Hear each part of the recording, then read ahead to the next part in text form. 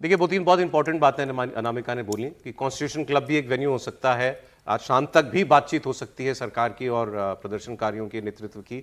दूसरा उन्होंने बताया कि आज लाल टोपी मतलब समाजवादी पार्टी के कार्यकर्ता और चंद्रशेखर रावण जो सांसद हैं नगीना से उनके कार्यकर्ता जो हैं वो काफ़ी तादाद में, हम लोग बात भी कर रहे थे, त्रिपाठी जी ने कहा कि उनके लोग भी काफ़ी उग्र थे वो। तो ये मोटा मोटा आपको एक रूपरेखा जो है दिखाई दे रही है कि इसका स्ट्रक्चर क्या है इस आंदोलन का।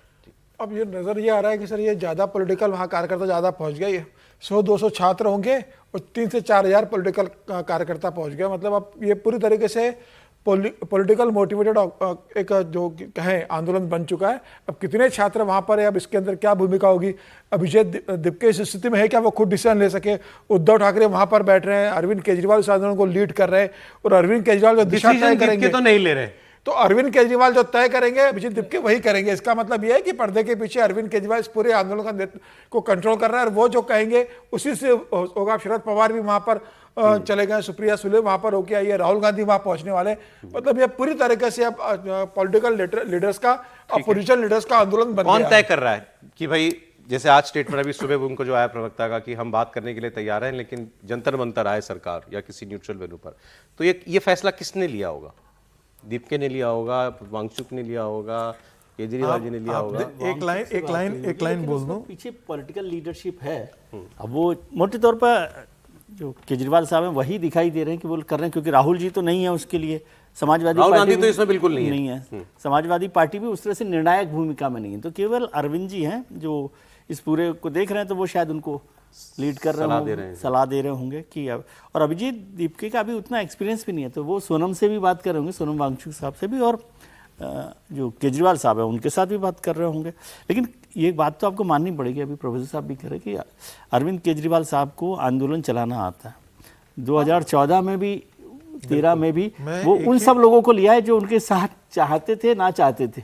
आज भी वही स्थिति है। हाँ, ठीक बात। एक ही लाइन सिर्फ ये श्रेय तो अरविंद केजरीवाल को देना पड़ेगा। हाँ। एक ही लाइन जोड़ना चाहता था कि अन्ना आंदोलन के समय भी अरविंद केजरीवाल ने यही स्टैंड लिया था कि सरकार को यहां आना पड़ेगा, हम सरकार के पास नहीं जाएंगे। तो पैटर्न वही है। नहीं, ये इसमें इंपॉर्टेंट बात है, जो बात अभी चर्चा हुई कि अरविंद जी की क्रेडेंशियल्स थोड़े से कमजोर हुए पिछले इलेक्शंस के दौरान, और जो जेल वाला सारा प्रकरण हुआ था उसको रिवाइव करने का भी ये मौका है। और फिर पंजाब से दिल्ली की री एंट्री भी जो है ना, इस बहाने हो जाएगी। एक डिफरेंस जो समय भी कम रह गया है, ये जो आपकी क्रेडिबिलिटी की बात कर रहे हैं ना, अन्ना आंदोलन में एक कंकर भी नहीं चला था। नहीं, वो ठीक है, मैं ये कह रहा हूँ कि आप सर, आज मैं आपको बता रहा हूँ कि ये अरविंद जी की दिल्ली में री एंट्री का रास्ता है, वो ठीक है, पॉलिटिकल रास्ता है। लेकिन जहां भी थोड़ी हिंसा हो जाती है तो वो फिर नहीं, ये सच है कि अन्ना आंदोलन में तो, चूंकि अन्ना आंदोलन में तो मैं खुद भी एक रिपोर्टर के तौर पर था और वहां सुबह से रात तक कभी ऐसा लगा ही नहीं कि कभी ऐसा हो सकता है। ये पहली बार है कि ये सब हो रहा है। और उस वक्त तो ऐसा थोड़ी ना है कि पहले जो रिपोर्टर थे, जो आज यूट्यूबर हो गए हैं, वो सब भी रिपोर्ट कर रहे थे। कोई किसी, कुछ लोग तो मंच से जाके भाषण भी उस वक्त दे रहे थे, उस वक्त भी उनको कोई नहीं रोक रहा था। लेकिन एक बात मैं जरूर कहूंगा, देखिए अगर इसको देखें, एक तो अरविंद केजरीवाल, वो तो बहुत शार्प पॉलिटिशियन के तौर पर उन्होंने अपने आप को, जो साख गई हुई है, सब कुछ है, अब लोग इस आंदोलन के जरिए उनको फिर से याद करेंगे, तो वो तो उनको आता। दूसरा, अखिलेश यादव की रणनीति पर भी ध्यान दीजिए। मुझे 4 लोगों के संदेश अभी आए, रायबरेली से आए, 2 और जगहों से हैं। वो कह रहे हैं कि यहां से लोग कह रहे हैं कि भाई अखिलेश भैया ने बुलाया है, दिल्ली चलो। अच्छा, दिल्ली चलो। इसको समझिए, ये मतलब बाकायदा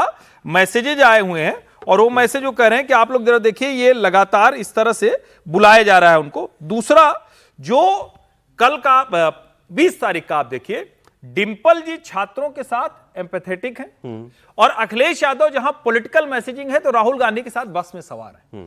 तो आप इसको इस तरह से भी देखिए। मैं इसको ऐसे भी देख रहा हूं कि वो पॉलिटिकल मैसेजिंग ये भी है कि हम भी हैं। हाँ, बिल्कुल। राहुल गांधी क्यों जो है प्रधानमंत्री के घर के बाहर बैठेंगे, हम भी बैठेंगे। खिचड़ी पकेगी तो सब में बटेगी, वही कहना। देखिए सर, लेकिन ये खिचड़ी खतरनाक ना हो जाए, बस इसको थोड़ी मीठी रहे, गुजराती खिचड़ी ना हो, गुजराती दाल की तरह थोड़ा सा गुड़ डाल दिया तो बेहतर है।